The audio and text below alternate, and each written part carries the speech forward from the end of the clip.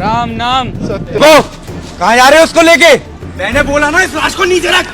इस लाश को चील कौए खाएंगे। हाथ जोड़ती हूँ, प्लीज यार थी आगे जाने दीजिए भैया। राम नाम राम नाम राम नाम। रुको, कहाँ जा रहे हो उसको लेके? ये अर्थी यहाँ से आगे नहीं जाएगी। पर क्यों नहीं जाएगी? क्योंकि जब तक मेरे 5 लाख रुपए पूरे मुझे नहीं मिल जाएंगे जब तक मैं ये अर्थी आगे नहीं जाने दूंगा। कौन से 5 लाख रुपए? कौन से 5 लाख रुपए? वही 5 लाख रुपए जो तुम्हारे मरे बाप ने मुझसे लिए थे। अरे हमारे मरे बाप ने पैसे लिए थे तेरे से, हमने तो नहीं लिए थे। अच्छा, आज वो मरा बाप हो गया जब कर्ज सामने आया। अगर इस बाप की कहीं प्रॉपर्टी पड़ी होती तो तुम तो हाल हिस्सा लेने पहुंच जाते। हाँ लेने जाते, क्यों नहीं जाते? हक है वो हमारा। सुनो, अब बहुत हो गया तुम्हारा। चुपचाप से मेरे 5 लाख रुपए मुझे दे दो, वरना इस मरे बाप के संग तुम चारों की भी अर्थी जाएगी। अगर तुम लोग अपनी जान की सलामती चाहते हो तो चुपचाप से इस अर्थी को नीचे रखो और मेरे 5 लाख रुपए मुझे लाके दो। रखो इसको नीचे। भाई हम 5 लाख की व्यवस्था तो नहीं कर पाएंगे अभी, पर हम कुछ करते हैं। मुझे नहीं पता, मेरे पूरे 5 लाख रुपए मुझे अभी चाहिए। जल्दी से पैसे लेके आओ तुम लोग। इधर आओ तुम लोग।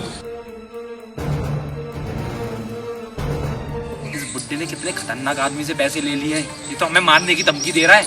क्या करें अब? अरे भैया, जो पापा ने जमीन बेची थी ना, उसमें से दे दो ना इसको पैसे। और वैसे भी सारे पैसे आपको ही तो दिए हैं, क्योंकि आप हम सब में बड़े हो।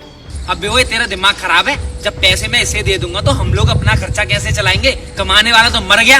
तुम लोग छोटे हो तो छोटे की तरह रहो, ज्यादा बड़े मत बनो।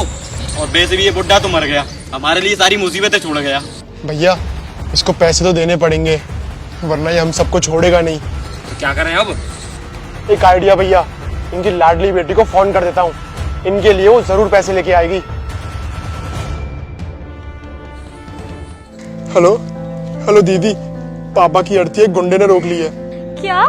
शायद पापा ने उससे कभी पैसे लिए होंगे। बोल रहा है अगर पैसे नहीं दिए पापा की अर्थी को आगे नहीं जाने देगा। पर क्यों? और हम सबको भी मार देगा। अब प्लीज पैसे लेके आ जाइए प्लीज। मैं अभी आ रही हूँ। ठीक है ठीक है ठीक है ठीक है, आ रही है पापा की लाडली। क्या हुआ? तुम लोगों की पंचायत अभी तक खत्म नहीं हुई?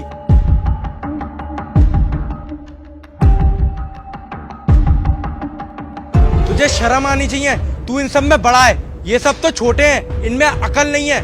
और तुझे पता है तेरे मरे बाप ने अपनी जमीन का वारिस तुझे ही बनाया था। शर्म आनी चाहिए तुझे, तूने आज उसी बाप का कर्ज देने से मना कर दिया। तेरा कोई हक नहीं है इस अर्थी को उठाने का।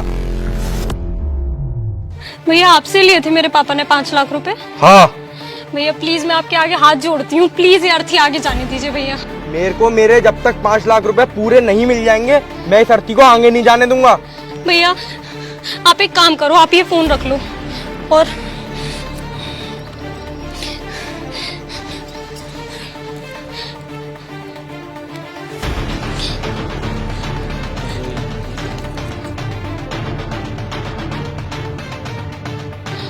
भैया अभी के लिए आप ये सब रख लो, फिर मैं बाद में धीरे धीरे आपके सारे पैसे चुका दूंगी भैया प्लीज।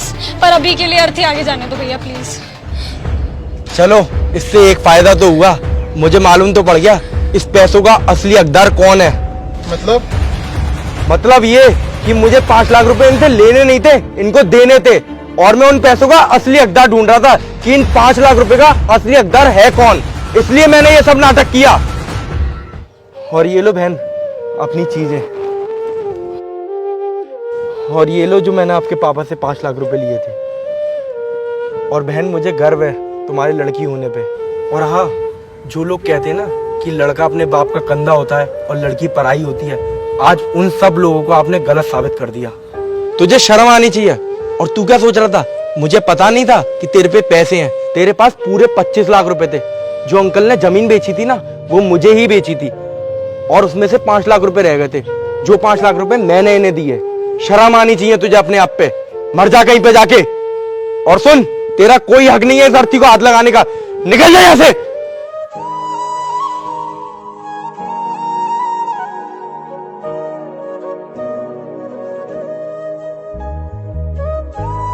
राम नाम सत्य है।